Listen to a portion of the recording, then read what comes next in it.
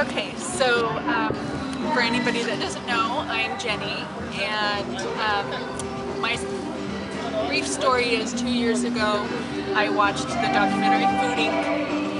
and it changed my entire world. It changed the way I see politics, it changed the way I see our food, and the way I see our local economy.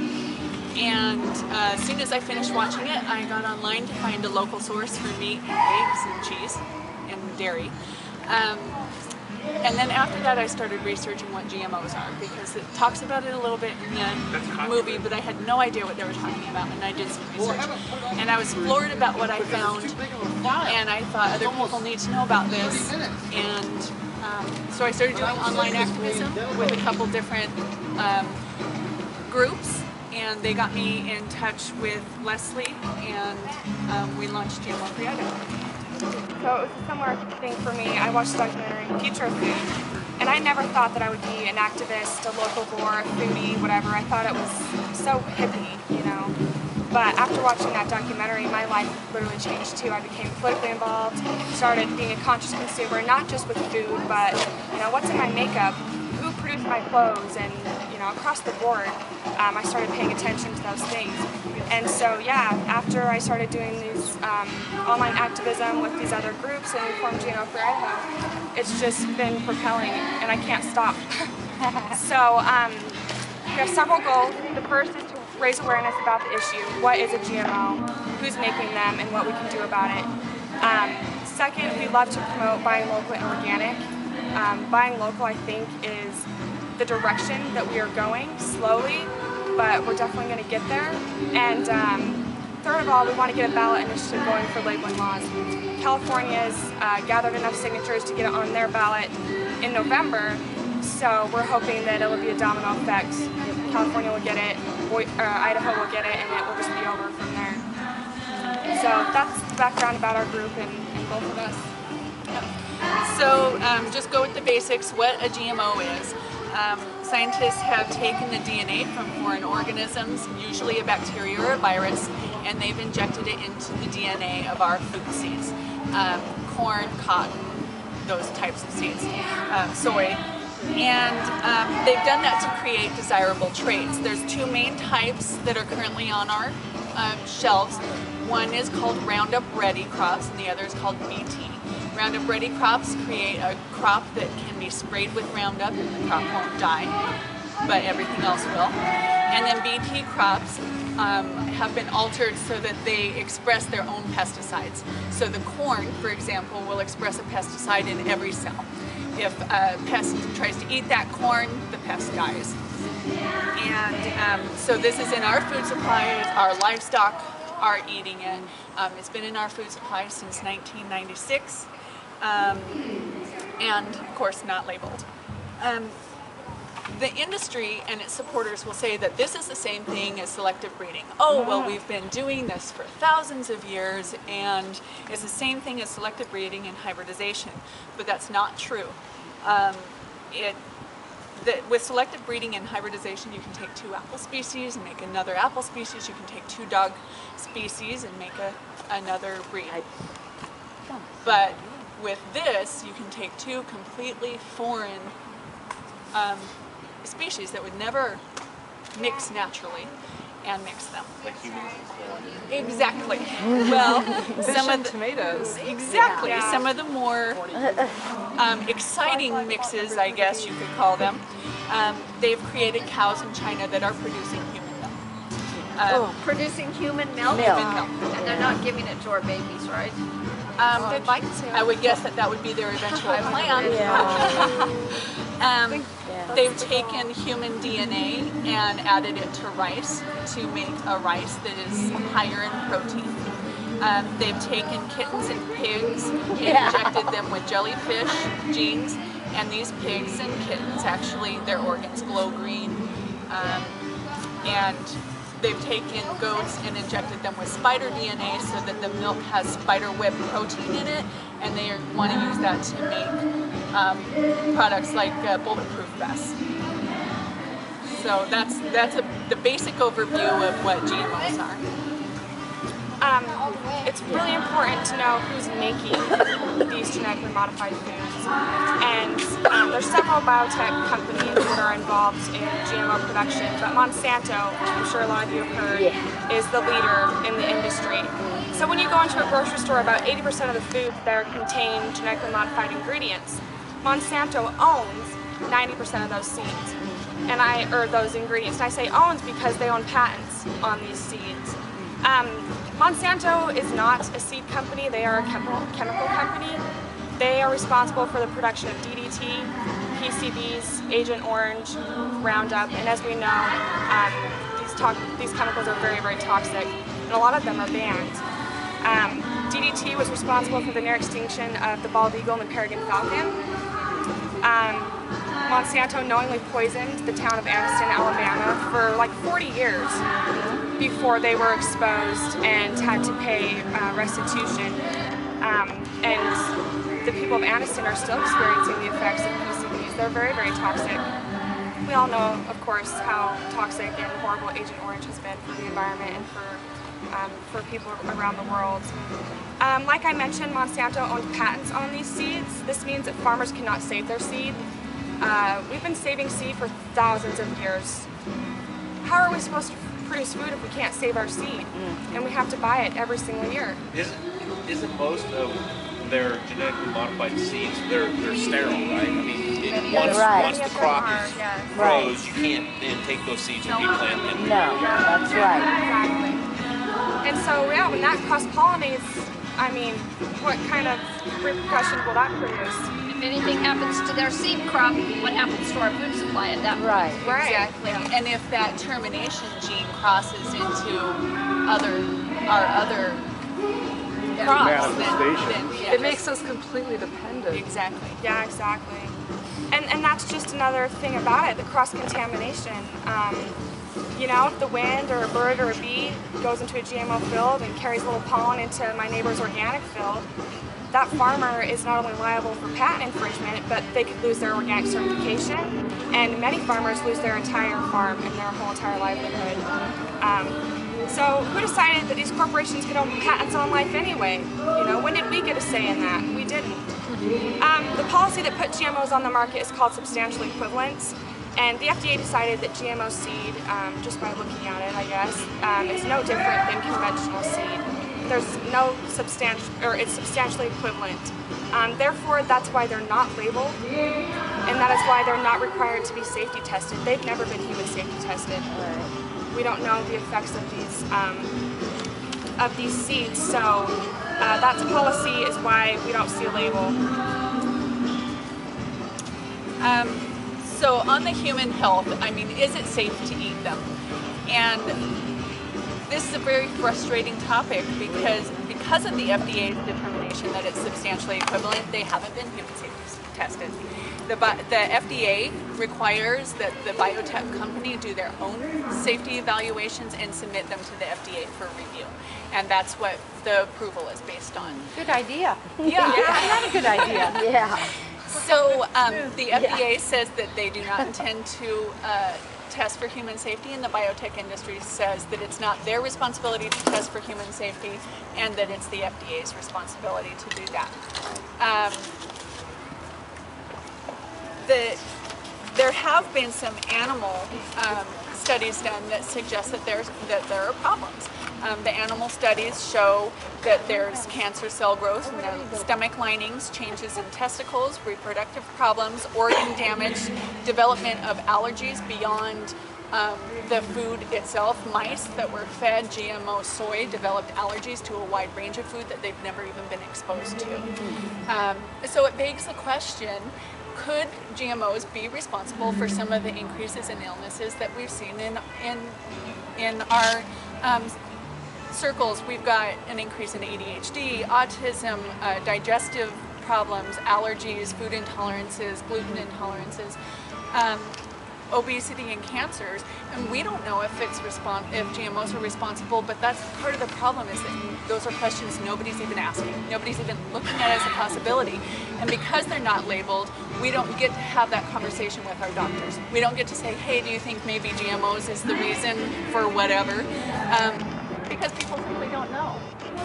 And this information alone, these animal studies alone, and some of the other information out there has been enough to get over 40 different countries to either ban or label genetically modified foods.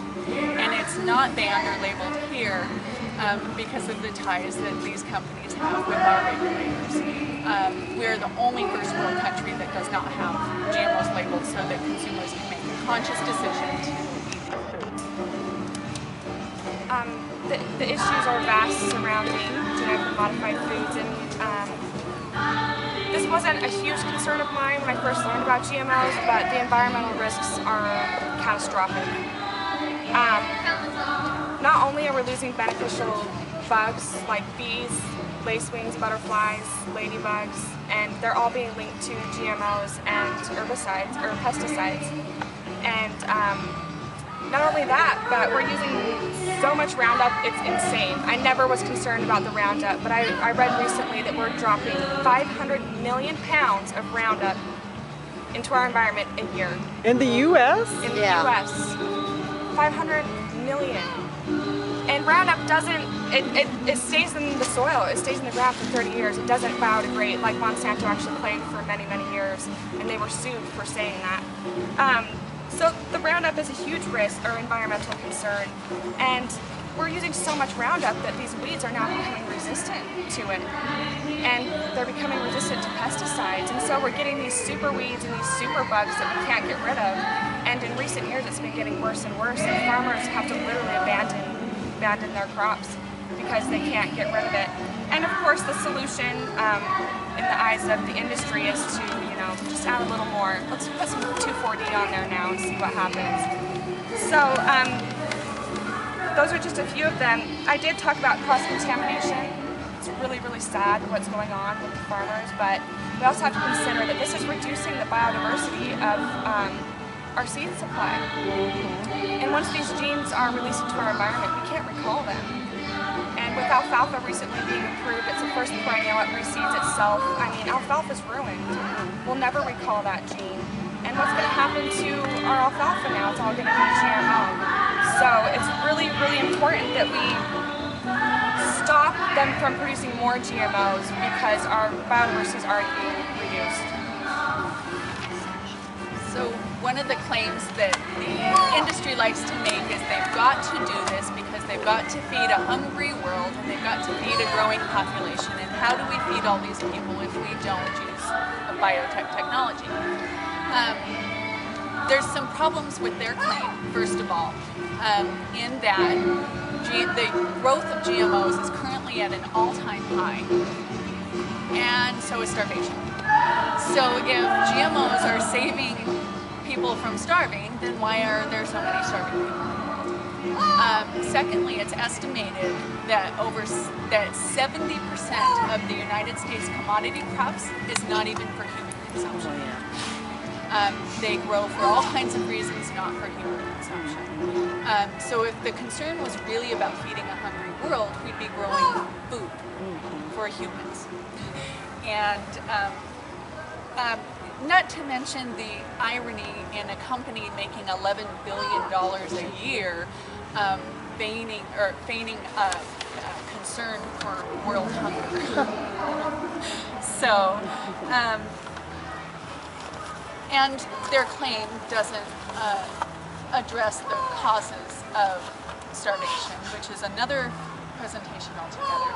But basically, people who have money get to eat, people who don't, and democracy is an issue for the starving nations. So I don't accept that. Every time I hear a farmer or rancher use that term for me, I dismiss it and I tell them they're not allowed to say that. Jenny mentioned the revolving doors and the political aspects of this issue, which is just insane. And we're not seeing it just with our food supply, but I think we all know that things are really screwed up in this country. And it's because these corporations lay in bed with the government. And I have a couple examples. Michael Taylor was a Monsanto attorney before he went to the FDA and wrote the policy of substantial equivalence that put GMOs on the market. He then went back to Monsanto, and in 2010 he was appointed as head of the FDA by President Obama. And we're seeing Clarence Thomas, a U.S. Supreme Court judge. He was a former Monsanto attorney, and he actually ruled on a very important case. I don't know if you're familiar with Hershey Smizer, the canola farmer in Canada, who lost his business, cross-contamination suit, and he ruled on that case. So there's a conflict of interest. A lot of our local legislators are bought and owned by Monsanto. Jim Risch, Mike Crapo, Mike Simpson, Robert Geddes. Jeff Broder, 20,000. Oh, yeah. But yeah, there's actually very, very large list. So we feel lucky that we have the opportunity to do a ballot initiative so that we can bypass this Monsanto-owned legislature and take it into our own hands. So tell me the difference between this initiative and what's going on in California. You said something about that, and I'm not really sure I understand. There is no difference except that we don't have to gather as many signatures. Oh. So, yeah. It's based on a population ratio? Right. Yeah. Yep. I think turnout for the prior election is what it's based on, the number of people. And so yes, population causes that to happen. Where California needed 500,000 signatures to get it on their initiative, we need 50,000, 48. And then it will go to a vote? Yeah, and we'll be able and to then vote. it'll be on our ballot, and the people can vote on it, and we won't need the legislature to pass a new law.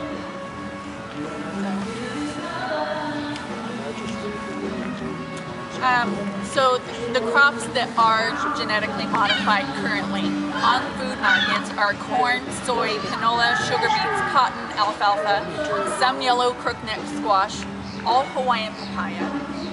Others are in development but not ready yet. These are wheat, salmon, pig, rice, mosquitoes. They're actually collecting signatures to try to stop the release of genetically modified mosquitoes in Florida right now. They plan on releasing them all over the U.S. So, what do they expect them to do?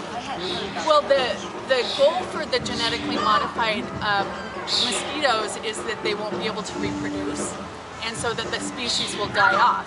But the concerns are, like with any species, there's hundreds of species of mosquitoes.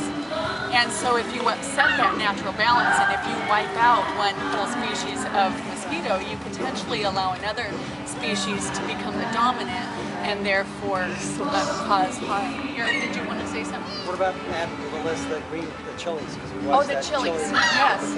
And that was a new one for me. I didn't even know. I don't know if they're all over. What is it? Green chilies. Oh, really? And you know what? In other countries, I mean, flaxseed is GMO. In other countries, right? Not here yet. Not here yet. Right. And But we need to stop it. Yes. And short grain rice, they accidentally got it into our food supply here. So short grain white rice. Wasn't it short grain? I think it was long grain. Was it long grain? It was long grain, yeah. Some white rice. I read that recently. So where's the source to go to find out what, or is there a source to find out what we're buying that's been genetic? Yes. Actually, that's what I'm going to talk about next, how to avoid genetically modified foods. You can buy organic. If it's certified organic, it's not supposed to have GMOs in it, although not all food producers check their crop to make sure it's not contaminated. They simply can't afford to. Right. So that's why it's important to buy local as well and get to know your food producers so that you can have a trust in them that they're providing you a safe product. You can sign up for our newsletter. We do have a website, gmoforidaho.com. On our website is a list of the at-risk ingredients. Avoid the at-risk ingredients if you really want to avoid GMOs. That's your soy, your corn. Well, it's in most processed foods, so really, just avoid processed foods. Try to eat a plant-based whole food diet and you'll avoid them. But we do have a non-GMO shopping guide at our booth over here, and a lot of that information too. So we're just on the other side. We don't have the guides with us today, but there is an app that you can get on your smartphone. No, I can't. Oh, not if you don't have a smartphone. Yeah, right. You can download it from Center for Food Safety. They have the guide available. But like she was saying, the list of ingredients is the most useful to me because they have a booklet that has all kinds of brands in it that are committed to using non-GMO, and I like to know that. But what's more important to me is that list of ingredients, because anything that's derived from corn, and things I didn't even know are derived from corn. Corn is in I there. had no idea. Citric acid is derived from corn. Vitamin E is derived from corn a lot of times. I mean, I had no clue when I first started doing this thing. I thought I became very sad for people who are allergic to corn. I had no idea how hard it would be for people to avoid corn, because it's literally in everything. And also look for the, oh, I'm sorry. No, Go ahead. It's just an anecdotal thing that I heard, and tell me if this statistic is true. The 97% of what's grown, our agricultural business is devoted to soy and corn, and the other 3% is everything else. Is that true? I don't know if the statistics are correct, but we are growing massive amounts of corn and soy. The interesting thing is for Idaho, potato used to be our number one Yeah, now it's crop, corn. and corn is now it's corn. Corn, number of acres planted is now corn. And sugar beets, corn, and alfalfa. And In canola. Idaho, those are A lot of it for those. cattle. Yeah, and those are core products, are crops grown in Idaho. So we literally have hundreds of thousands of acres of Roundup Ready crops being grown here. So we're being exposed to a lot of Roundup on top of the fact that that this is that it's genetically modified. So. Oh yeah, I was going to say, also there's a project, the non-GMO project. It's third-party clarification that you are producing food that is non-GMO. So someone comes in, tests for you, and then they put their label on the product. This is non-GMO verified. So it doesn't have to be organic if it has that label. You can trust that you're eating a source that's clean and pure. And while we definitely promote eating local, I have to tell you that Costco has made a real effort to Yeah, we buy a lot the of non-GMO. Lundberg Farms produces a short grain brown rice that says non-GMO. That's why I say It's we buy. project verified. Yeah, so like 14-pound bags. Yeah, I buy that I do too. too. And Costco had a big article in their magazine about a year ago about how all of their canned vegetables and canned fruit, they're committed to keeping them GMO free, the Kirkland brand canned fruit and vegetables. And they had a several-page article, which, you know, when the big companies do that, as much as I want to eat local, you've got to reward those big companies for making that choice, because they're not going to go away, and they're key in this battle. So you said we can find out about who here in Idaho, what brands are GMO? We can, there's lists of companies who are committed to using non-GMO. Where And do you they're find the list? on Center for Food Safety. Center for Food Yeah, they have a downloadable guide. And it's for on an our app. website And you too. can get it. And it's on our website too. How do I get your website? We have cards over at our booth. Okay, if you because want I to come have over an there afterwards. iPhone. Yeah. What was I going to say? There was something. But anyway. So basically, I'll just wrap up by, and then you're welcome to ask some more questions or whatever. But I'm just going to say that when I first learned about GMOs, I felt really angry and betrayed. And it sounds really naive to say that that I had a lot of trust in our food supply now because of what I know. But I did have trust. And what has motivated me the most to come and take action is the fact that my kids, my oldest is 15, and he was born in 1992. So my kids' generation is the first American generation that is being raised on GMO foods. And that angered me, that I wasn't even offered the information to decide that for myself and for what I fed myself and what I fed my kids.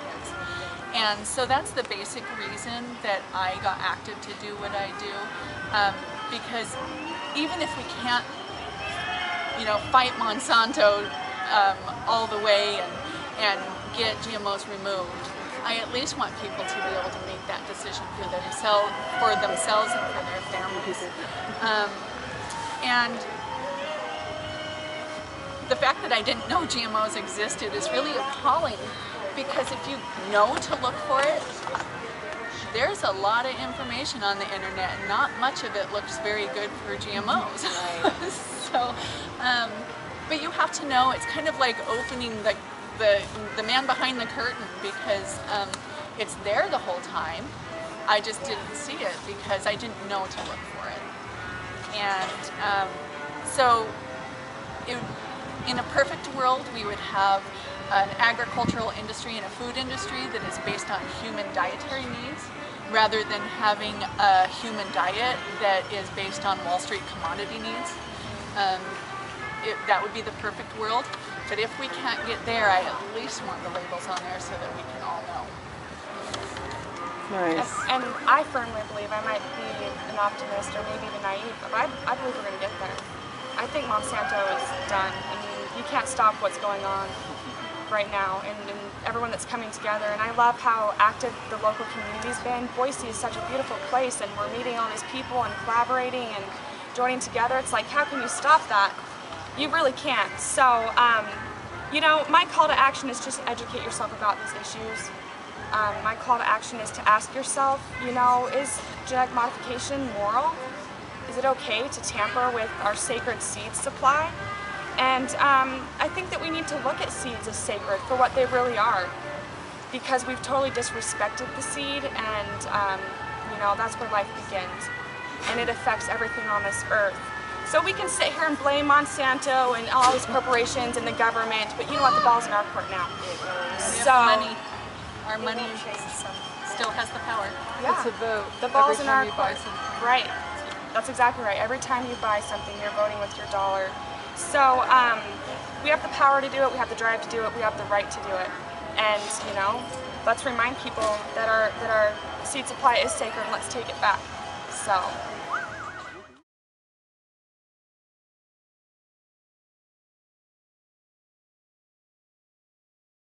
Monsanto has a stranglehold on the large food-producing countries in every continent.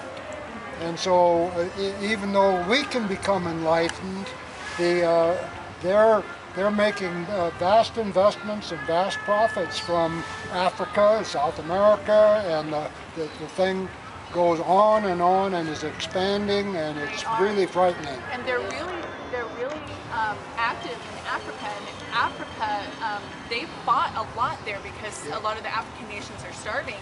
And when the UN tries to ship food there, some of those nations won't accept GMO food, even when They're it's more even though educated they're To about stave off starvation. right, even to stay, they won't allow it. And so They protect their seeds too. right, to protect They their know they have to They save have the seeds seed. they've had for generations. They protect them really. Right. And when the European Union attempted to ban the growth of GMOs in Europe, Monsanto, with the U.S. government in Argentina and Canada, went to the World Trade Organization, and they forced them under threats of embargoes and to lift their ban of GMOs. So the European Union had to do that, but in response they did the food labeling, and so consumers won't buy it, and therefore it's not very prevalent there. Related to push for GMO. Here's what happened there. They were sold the GMO crops, cotton specifically. They were modified to resist the bollworm, and the bollworm came in and took over anyway and decimated their crops. The Indian farmers then had to go buy pesticides that they were told that they weren't going to need. So on top of the expense of GMO seeds, and they're very expensive to buy GMO seeds, they had to go and buy the pesticides. And when the crops still failed, these guys literally lost everything. They live year to year. And they had a rash of suicides. The farmers actually drank the pesticides that they were told they didn't have to buy, and 10,000 of them all at one time.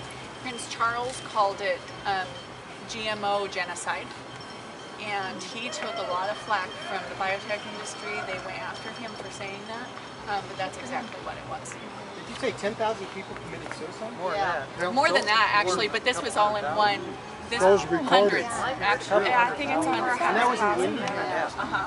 India? When was that? Last 5-10 years. Yeah, I think about 5 years. 2005 is when things started.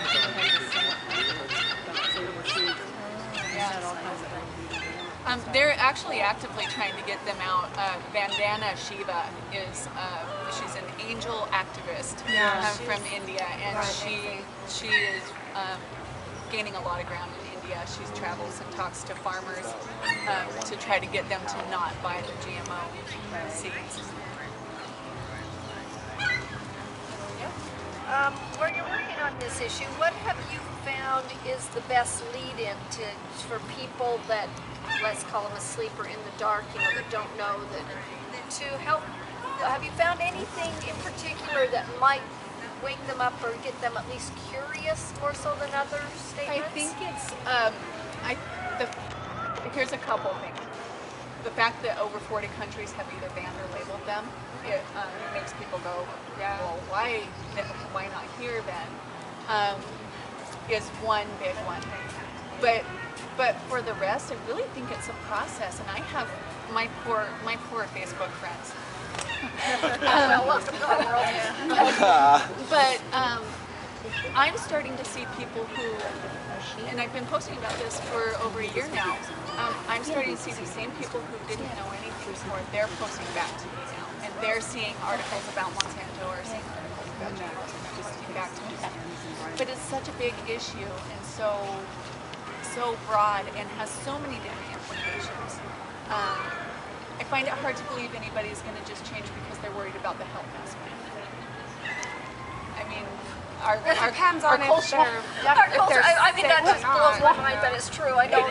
And I don't mean any disrespect by that, but I mean, a lot of people still eat a lot of things that we know are not good, and it, that's a process to change too. I mean, you can eat GMO-free junk food too, by the way. It's not necessarily healthy. So that's why I liked that movie Future of Food, is because I mean it threw in your face. Future of Food? Yeah, and I watched that and I was literally floored. Like, I just couldn't believe it, and I was pissed as hell. Tell them about your screening that's coming up.